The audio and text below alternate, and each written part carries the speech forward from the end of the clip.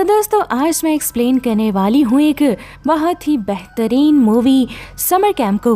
और अभी रिसेंटली मैंने एक्सप्लेन किया है एक unique Indonesian horror movie the evil eye या फिर कहेंगे कि मल्दी ओजो। सो उसका लिंक आपको पिंड कमेंट में मिल जाएगा, तो जाकर देख लीजिएगा। मूवी के स्टार्टिंग में न्यूज दिखाई जाती है जिसमें बताया जाता है कि स्पेन में जितने भी बच्चे गए वो सभी मारे गए। साथ ही साथ कुछ अमेरिकन काउंसलर के बारे में भी बताया जा रहा है। अब उनके साथ आगे क्या हुआ ये तो स्टोरी में आपको पता चल जाएगा। यहाँ पर हम देखते हैं कि स्पेन के 4 काउंसलर्स जो कि लोकल बच्चों को इंग्लिश सिखाने और पढ़ाने के लिए आए हैं। अब यहाँ पर इनके नाम होते हैं वेल, मिशी, क्रिस्टी और एंटोनियो, जिसमें से वेल पहले भी आ चुका है पर एंटोनियो हर साल आता है। अब यहाँ पर क्रिस्टी पहली बार आई है और यहाँ पर क्रिस्टी काफी अमीर होती है। क्रिस्टी शौक के लिए घूमने के लिए आई है। अब यहाँ पर आते ही वेल और एंटोनियो क्रिस्टी मिशी के साथ एक गेम खेलते हैं जिसमें इनकी आंखों पर पट्टी बांधी जाती है। जो कि आगे भागता हुआ जाएगा उसका पीछे वाला साथी रास्ता बताते हुए चलता जाएगा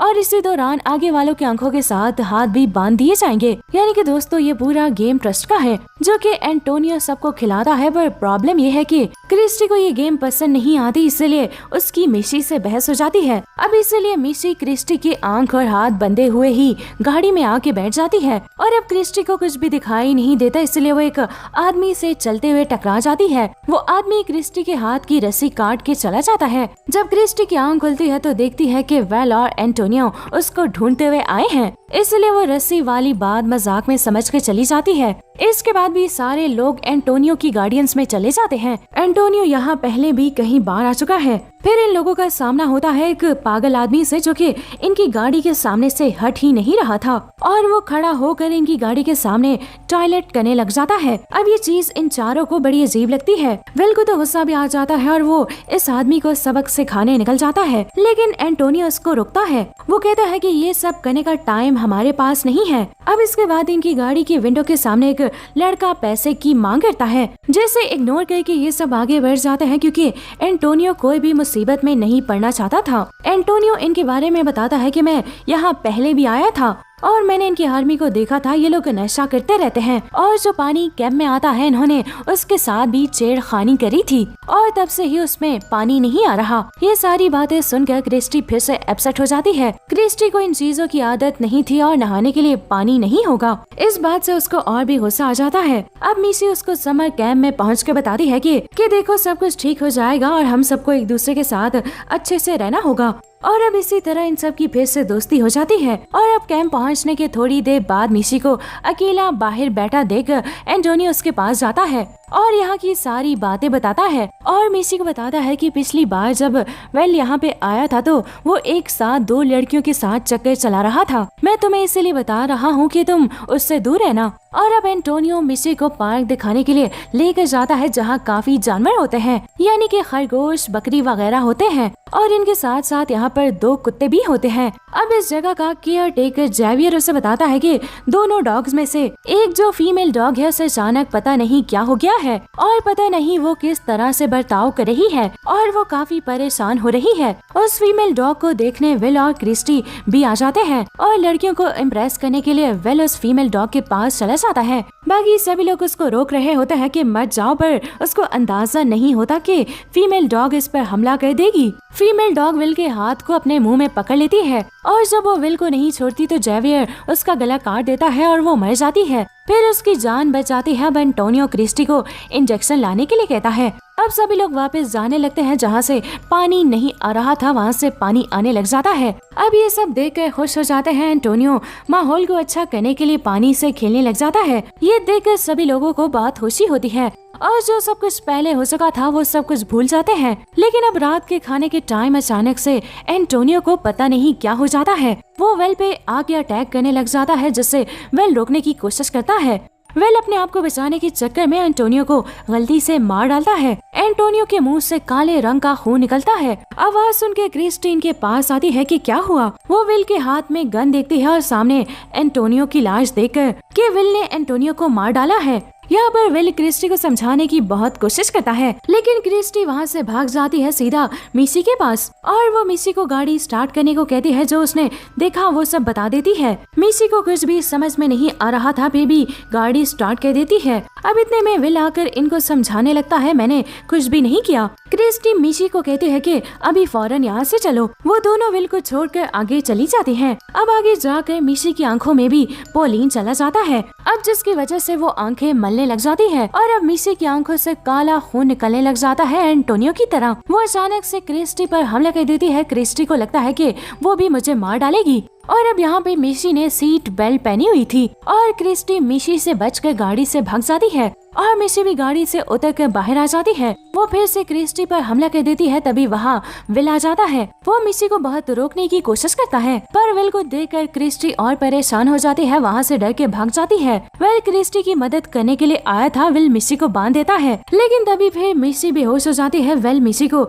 सीट बेल्ट से बांध देता है। विल जब मिशी के पाँव बांध रहा होता है तो मिशी उठ जाती है और तभी विल अपनी जान बचाकर भाग जाता है। और अब दूसरी तरफ क्रिस्टी एक घर में घुस जाती है। विल भागते हुए क्रिस्टी के पास पहुंच जाता है, डोर को लॉक कर लेता है। क्रिस्टी विल से डर रही होती है और कहती है कि तुमने एंटोनियो को क्यों मारा। विल क्रिस्टी को समझाता है जो मिशी को हुआ था वही एंटोनियो को हुआ था और वो मुझे मार रहा था, इसलिए सेल्फ डिफेंस के चक्कर में मैंने उसको मार डाला। फिर क्रिस्टी विल की बातों पर यकीन कर लेती है और अब मिशी कहीं से भी अंदर ना आ पाए, इसलिए वो सारे डोर को लॉक कर लेते हैं। लेकिन मिशी एक पाइप से चढ़ के ऊपर आ जाती है। विल ये सब देख कर भाग जाता है और मिशी ऊपर नहीं चढ़ पाती तो वो वापस नीचे आ जाती है और अब क्रिस्टी को एक आदमी नजर आता है कि जिसने उसकी रस्सी खोली थी। यहाँ पर क्रिस्टी उस आदमी को मना करती है कि तुम बाहर मत जाना, पर वो आदमी नहीं सुनता और बाहर चला जाता है और फिर मिशी उस आदमी को देखकर जान से मार डालती है। वेल ये सब देखकर डोर बंद कर देता है और अब वेल के दिमाग में एक आइडिया आता है। वेल क्रिस्टी से कहता है कि तुम गेट नंबर 1 पर आ जाओ और जब मिशी तुम्हारे पास आएगी तो मैं पीछे से हमला कर दूंगा, वो बेहोश हो जाएगी। क्रिस्टी वेल की बात नहीं मानती, फिर बाद में बात मान जाती है और अब वेल मिशी को आवाज देकर अंदर बुलाता है। मिशी अंदर आ जाती है और अब दोस्तों मिशी के सामने होती है क्रिस्टी और अब क्रिस्टी मिशी को जैसे ही मारने लगती है वो अचानक ठीक हो जाती है। फिर मिशी क्रिस्टी से पूछने लगती है कि मुझे क्या हुआ था, लेकिन यहाँ पर क्रिस्टी मिशी से बहुत डर रही होती है। वेल ये सब देखकर परेशान मिशी को मारने लगता है। इतने में क्रिस्टी मिशी को बंद कर देती है और अब मिशी वेल को गुस्सा करती है कि तुमने मुझे बचाया क्यों नहीं। वेल कहता है कि मिशी अब मुझे ठीक लग रही है। मिशी बोलती है कि दरवाजा खोलो और कहती है कि वेल क्रिस्टी को कुछ भी मत करना, लेकिन वेल कहता है कि अभी मिशी को बंद ही रहना पड़ेगा। फिर वेल क्रिस्टी के पास आता है और कहता है कि यहाँ कहीं भी नेटवर्क नहीं है, पर अगर तुम नेटवर्क में आकर पुलिस को फोन कर दो तो हम बच सकते हैं, क्योंकि मैंने जंगल में कुछ और लोगों की आवाजें सुनी थी जो कि शायद एंटोनियो और माइकल की तरह इन्फेक्टेड हो सकते हैं। लेकिन क्रिस्टी कुछ अच्छा फील नहीं कर रही थी। वेल उसे अपने कंधे पर उठाकर क्रिस्टी को लेकर जा रहा होता है, लेकिन तभी अचानक दोस्तों क्रिस्टी भी मिशी की तरह जानवर में बदल जाती है और वेल को काट लेती है। वेल क्रिस्टी को नीचे गिरा देता है। अब दूसरी तरफ मिशी ड्रिल से दरवाजे का लॉक तोड़ रही होती है। वेल मिशी को निकालने जाता है, अपने पाँव से दरवाजा तोड़ने की कोशिश करता है, लेकिन मिशी वेल को किलर समझकर उसके पाँव पे ड्रिल चला देती है। वेल गिर जाता है और उसका चश्मा टूट जाता है। फिर वेल को कुछ भी दिखाई नहीं देता। जब मिशी वेल के पास दोबारा आती है तो वेल मिशी को रोक कर सब कुछ बता देता है। अब ठीक उसी वक्त क्रिस्टी वहाँ पर आ जाती है। मिशी क्रिस्टी को देखकर वेल को अपने साथ लेकर जाने लगती है और अब ये दोनों वहाँ से भाग जाते हैं और भागते भागते उसी फार्म में पहुँच जाते हैं जो कि एंटोनियो ने मिशी को दिखाया था। फार्म को हर तरफ लॉक करने के बाद वेल और मिशी सोचने लग जाते हैं कि हमारे साथ क्या हो रहा है। मिशी वेल के पाँव में बैंडेज करती है। इतने में वेल और पानी पी लेता है। वेल देखता है कि यहाँ चारों तरफ पॉलीथीन है। अब उसे लगता है कि ये सब पॉलीथीन की वजह से हुआ है, क्योंकि वेल को उस इन्फेक्टेड डॉग ने काटा था, पर वेल को तो कुछ भी नहीं हुआ। अब ये बड़ी प्रॉब्लम थी। ये सब चेक करने के लिए वेल खरगोश को पॉलीथीन खिला देता है, पर खरगोश को तो कुछ नहीं होता, लेकिन वहाँ जो डॉग था वो एकदम से पागल हो जाता है। यानी कि वेल देखता है कि उस डॉग ने अभी पानी पिया है और वो एकदम से अजीब सा हो गया है। फिर वेल को याद आता है कि उसने भी पानी पिया था। मिशी को वो एक जगह लॉक कर लेता है। अब उसे लॉक करते ही वेल बदल जाता है। वहाँ क्रिस्टी भी आ जाती है, लेकिन वेल ने बदलने से पहले ही मिशी को अपना फोन दे दिया था। यहाँ पर मिशी सोचती है कि अगर दरवाजा खोल दूं और वेल और क्रिस्टी का सामना कराया जाए तो मैं बच सकती हूँ। फिर मिशी दरवाजा खोल लेती है। दरवाजा खुलते ही मिशी को छोड़कर वेल के साथ मिल जाती है।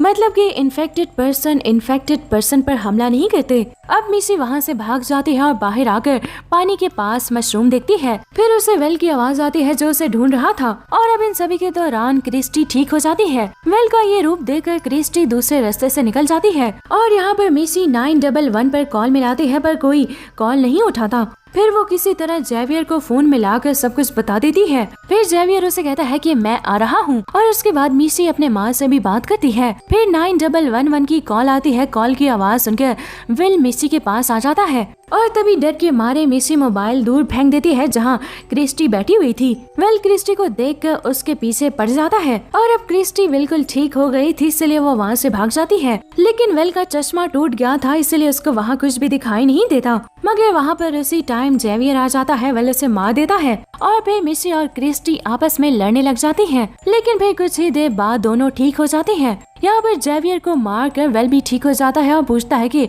जेवियर को किसने मारा। तो मिसी कहती है कि मैंने मारा क्योंकि अब तुम भी ठीक हो गए हो। फिर मिसी कहती है कि हम तीनों को रोड ढूंढकर यहाँ से बाहर निकलना होगा और याद रखना यहाँ का पानी नहीं पीना है। अब इन तीनों को आगे जाकर एक बड़ी सी आर्मी मिल जाती है। ये वही नशाई लोग होते हैं जो शुरुआत में मिले थे। तीनों एक एक करके आर्मी में जाते हैं जहाँ पर काफी केमिकल्स और ब्लू कलर्स के मशरूम्स थे। क्रिस्टी आर्मी की ढूंढने लगती है ताकि ये लोग यहाँ से निकल जाएं। लेकिन तभी उसी वक्त का बोट में एक लड़का बाहर निकलता है जो कि यहाँ पर छुपा हुआ था। वो इन लोगों को बताता है कि मेरी पूरी फैमिली पागल हो चुकी है और वो लोग मुझे मारना चाहते हैं। फिर वो पूछता है कि तुम तीनों यहाँ कौन सा एक्सपेरिमेंट कर रहे हो। यहाँ पर वेल को समझ आ जाता है कि मिसी ने जिस आदमी को मारा था वो इसी का बाप था। वेल के पूछने पर लड़का बताता है कि हम कुछ केमिकल्स के मशरूम्स के साथ एक्सपेरिमेंट कर रहे थे और मेरे डैड ने पानी के पाइप तोड़कर मशरूम्स इसीलिए लगाए थे ताकि इनको पानी मिलता रहे और ये मशरूम्स ग्रो होते रहे। और हमने ये जगह इसीलिए चूज की थी क्योंकि इस कैंप में कोई भी नहीं जाता। लेकिन अब इसी चीज ने सब कुछ जानवर में बदल दिया है। क्रिस्टी को यहाँ की तो नहीं मिलती, पर इन लोगों पर इस लड़के की पूरी फैमिली अटैक कर देती है। यहाँ पर मिसी को इन 3 मशरूम को देखकर एक आइडिया आता है कि हम इन तीनों को खा लेते हैं, फिर हम पर कोई भी अटैक नहीं करेगा और हम ठीक भी हो जाएंगे। फिर मिसी और वेल इन्फेक्टेड लोगों को रोकने लगते हैं और क्रिस्टी से मशरूम लाने को कहते हैं। फिर क्रिस्टी एक मशरूम वेल को दे देती है, लेकिन जल्दी में क्रिस्टी से 2 मशरूम्स गिर जाते हैं। फिर क्रिस्टी एक मशरूम को उठाकर खा लेती है और मिसी बुरी तरह फंस जाती है और वेल और क्रिस्टी मिसी को मार देते हैं और फिर मिसी की कहानी यहाँ पे खत्म हो जाती है। फिर अगली सुबह हो जाती है और क्रिस्टी होश में आ जाती है। तभी वेल और क्रिस्टी मिसी की लाश को देखकर परेशान हो जाते हैं। अब ये दोनों समर कैंप की तरफ आ जाते हैं ताकि हम यहाँ से निकल जाएं। लेकिन वेल सोचता है कि क्रिस्टी ने मिसी के साथ धोखा किया है। वेल क्रिस्टी से पूछता है तो वो वेल को सब बता देती है। अब इतने में वेल को बस की हॉर्न की आवाज आती है। ये वो बच्चे थे जो समर कैंप में आने वाले थे। वेल और क्रिस्टी बच्चों को देखकर पानी से दूर होने को बोलते हैं, पर थोड़ी देर में पानी का पाइप फट जाता है और पूरी जगह पे पानी आ जाता है और बच्चे इस चीज को देखकर एंजॉय करते हैं। ये सब देखकर क्रिस्टी और वेल वहाँ से भाग जाते हैं, मगर सारे बच्चे इन्फेक्टेड हो जाते हैं और इनका पीछा करते हैं। अब इसी दौरान क्रिस्टी के पेट में लकड़ी लग जाती है और वो वहीं मारी जाती है। और रही बात वेल की, तो वेल का दूसरा चश्मा भी गुम हो जाता है। इसके बाद सारे इन्फेक्टेड बच्चे उसे मार देते हैं। यानी कि दोस्तों यहाँ पे सारे के सारे लोग मारे जाते हैं। और फिर दोस्तों इसी के साथ ये मूवी, ये कहानी दी एंड हो जाती है।